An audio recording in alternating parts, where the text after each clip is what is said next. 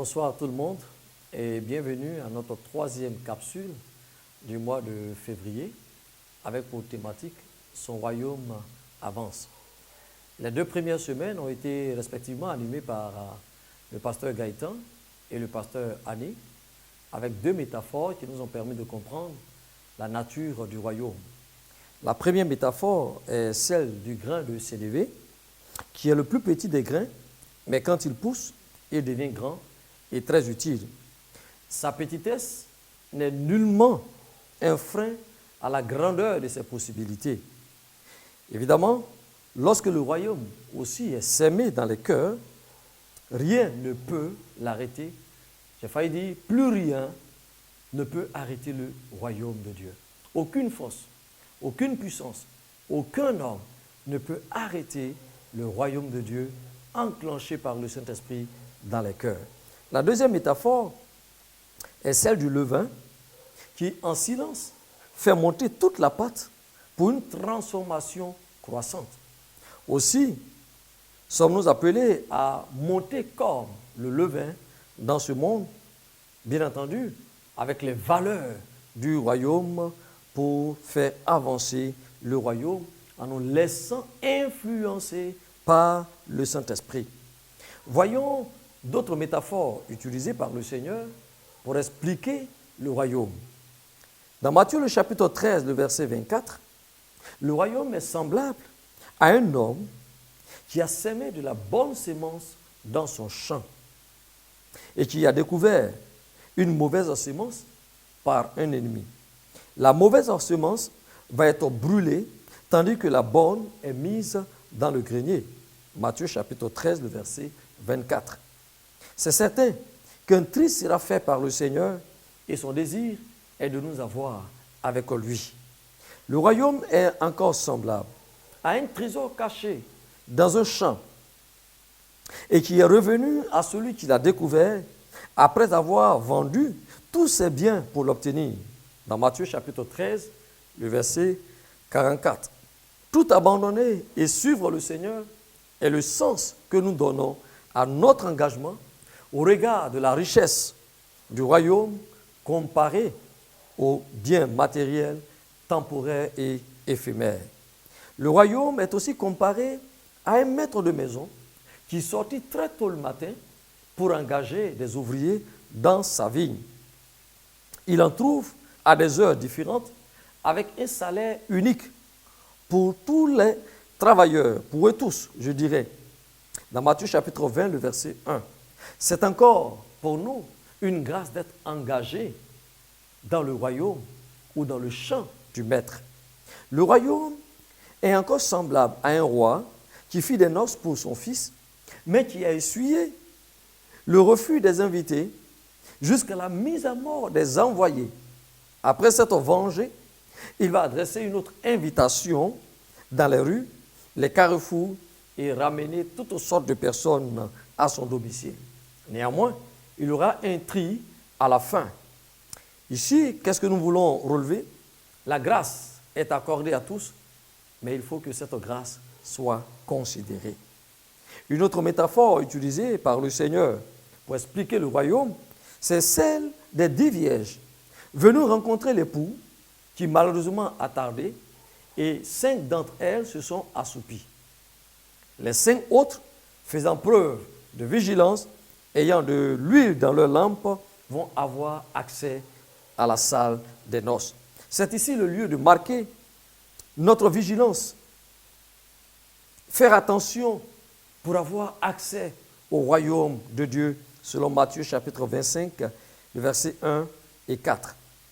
Et terminons avec le royaume qui est comparé à un homme qui part en voyage et qui confie la gestion de ses biens à ses serviteurs, attendant d'eux la fidélité à son retour. On dirait ici, qui peut être admis comme bon et fidèle serviteur lorsque le Seigneur viendra établir son royaume éternel? Matthieu chapitre 25, versets 14 à 30. Puisse Dieu nous trouver bons et fidèles serviteurs, ayant fait avancer son royaume par notre vie et par nos actes. À toutes fins utiles, nous rappelons que le royaume, dans sa nature, véhicule la venue de Christ dans le monde pour faire valoir sa puissance, sa gloire, son autorité sur les dominations de Satan et l'évolution actuelle de notre monde. Ce soir, nous abordons juste une petite portion de cette grande thématique avec la pensée qui suit. Déclarons la bonne nouvelle du royaume dans toute sa plénitude. Déclarons la bonne nouvelle du royaume dans toute sa plénitude. Déclarer, c'est affirmer oralement ou par écrit un état de fait. C'est faire connaître, se prononcer pour quelqu'un ou pour quelque chose. Une déclaration, donc, est une affirmation sous serment pouvant servir de preuve. C'est une communication exposant des faits avec une attestation ou une certification. Oui, nous avons les preuves que le royaume de Dieu avance. Et ce soir, j'aimerais juste relever quelques déclarations de la bonne nouvelle du royaume à travers ce qui suit. La première déclaration est que Jésus est venu en chair. Il a sacrifié sa gloire. Il a sacrifié son honneur en prenant une forme humaine, par obéissance à son Père, mais bien entendu, par amour pour le monde. Dans Jean, le chapitre 3, le verset 16, la Bible déclare ceci, « Car Dieu a tant aimé le monde qu'il a donné son Fils unique, afin que quiconque croit en lui ne périsse point, mais qu'il ait la vie éternelle. » Jésus est la preuve du royaume annoncé par les prophètes de l'Ancienne Alliance. Ésaïe a annoncé le roi. Il dit, « Mes yeux ont vu le Seigneur assis sur un trône très élevé, et les pans de sa robe remplissaient le temple. » Oui, Ésaïe pouvait dire, dans son chapitre 11e, le verset 16, en annonçant le roi de justice, dont la fidélité est une ceinture. Il a pour titre conseiller, admirable, Dieu fort, Père pour toujours, Prince de la paix, selon Ésaïe le chapitre 9, les versets 1 à 6.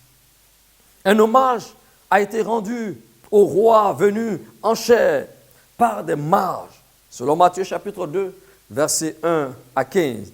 Une troupe d'anges a loué Dieu pour la présence de ce Sauveur.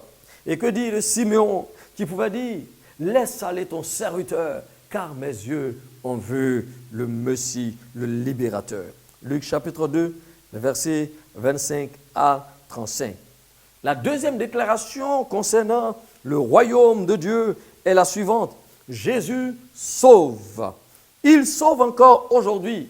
La Bible déclare, « Car le Fils de l'homme est venu chercher et sauver ce qui était perdu. » Jésus sauve.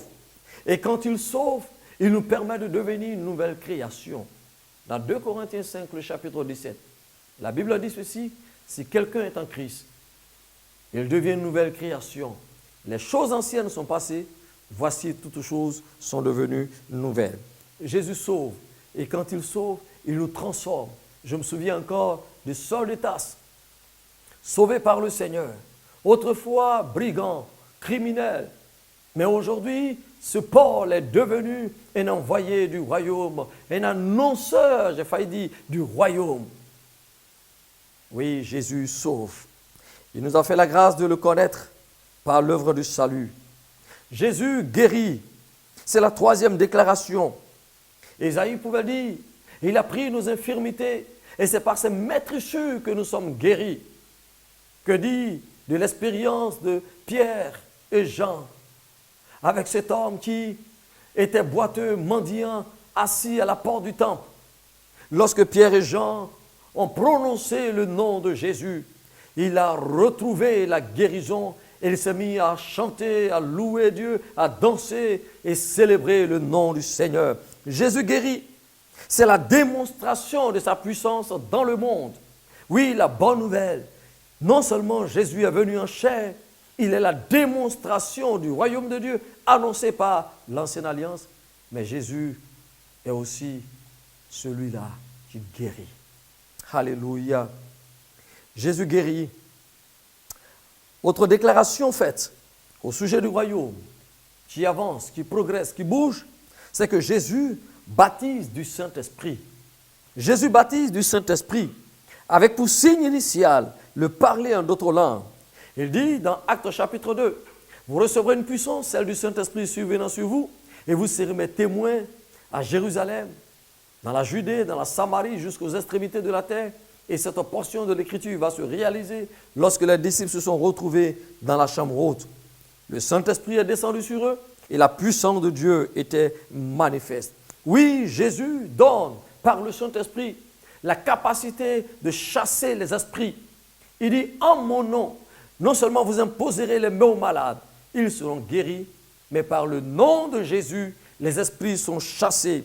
Par le nom de Jésus, nous avons la capacité d'opérer de grands miracles. Il dit, voici les signes et les miracles qui accompagneront ceux qui auront cru. À mon nom, ils chasseront les démons. À mon nom, ils guériront les malades. Ils auront même la possibilité de ressusciter les morts. Et oui, Pierre a fait cette expérience en ressuscitant Tabitha d'entre les morts. Jésus guérit, Jésus sauve, Jésus baptise du Saint-Esprit. Oui, Jésus nous donne le pouvoir de marcher sur les puissances des ténèbres par la présence du Saint-Esprit. Et pour faire avancer son royaume, il nous donne la capacité d'annoncer des événements par des prophéties, par des révélations. À certains, il donne une parole de sagesse. À un autre, il donne une parole de connaissance. À un autre, il donne la foi. À un autre, il donne la sagesse. Oui, c'est le Saint-Esprit qui opère toutes ces choses. Pour faire avancer le royaume, Dieu engage encore aujourd'hui des hommes et des femmes remplis de l'Esprit pour annoncer sa parole. Le royaume avance.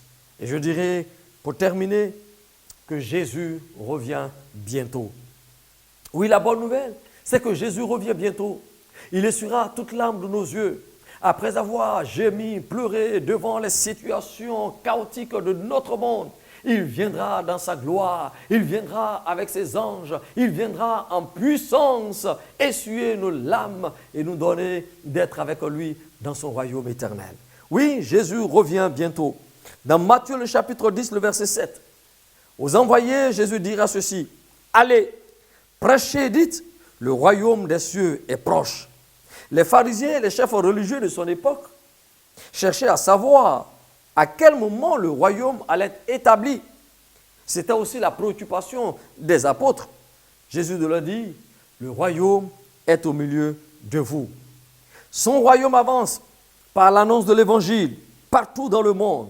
Des hommes et des femmes se lèvent pour annoncer le royaume de Dieu, pour parler de Jésus, le Messie libérateur. La bonne nouvelle du royaume est annoncée. Jésus a dit dans Matthieu chapitre 24, lorsque vous verrez les signes annonciateurs de mon retour, notamment en parlant de guerre, de bruit de guerre, de famine, de contagion, Jésus dit, la bonne nouvelle du royaume sera la manifestation finale. Autrement dit, lorsque cette bonne nouvelle sera annoncée, alors viendra la fin. La fin de toute chose est donc proche. Plus rien ne peut arrêter le processus enclenché par le roi de gloire.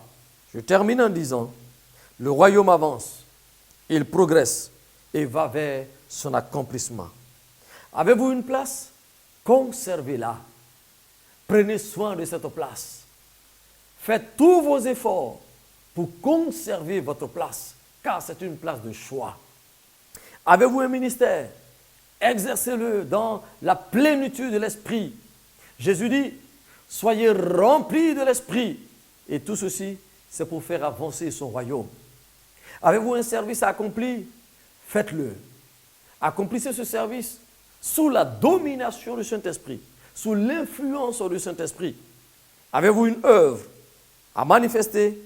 Manifestez-la, car le royaume avance et plus rien ne peut l'arrêter. Fasse Dieu que nous soyons appelés bons et fidèles serviteurs pour avoir accès à ce royaume éternel, à ce royaume à venir. Que Dieu nous bénisse, que Dieu nous accorde sa faveur et que sa bonne main soit avec nous. Tout à l'heure, nous allons nous retrouver dans le Zoom. Si vous avez des questions, vous avez des préoccupations, nous aurons l'occasion de les débattre ou d'en parler. Que Dieu vous bénisse et que sa grâce soit avec vous. Seigneur, merci pour ta bonté, ta fidélité, ta grâce. Merci pour ton royaume qui avance. Et tu fais de nous participants de ce royaume. Nous en sommes très heureux et nous prions que tu nous donnes de maintenir notre place dans ce royaume. Merci Seigneur, au nom de Jésus. Amen. Amen.